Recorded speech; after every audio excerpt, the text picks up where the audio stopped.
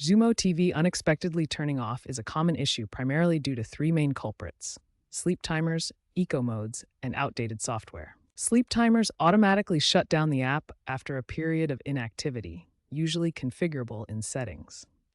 Eco modes, enabled at the TV level, especially on smart TVs like Samsung and LG, reduce power consumption by dimming the screen or entering standby, which can interrupt streaming. Finally, outdated Xumo TV app versions often contain bugs that lead to crashes or disconnections. As of mid 2025, Xumo has tried to mitigate these with updates, but user side configuration often remains essential.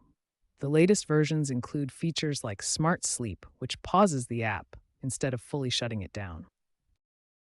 First, disable the sleep timer within the Xumo TV app settings under Power Management or set it to a longer duration. Second, disable Eco Mode in your TV's settings menu. For example, Samsung TVs use SmartThings to control this feature. Alternatively, Xumo's beta program offers an always-on mode that prevents Eco Mode conflicts. Third, ensure your Xumo TV app is updated to the latest version via your device's app store, such as Google Play Store or Apple App Store.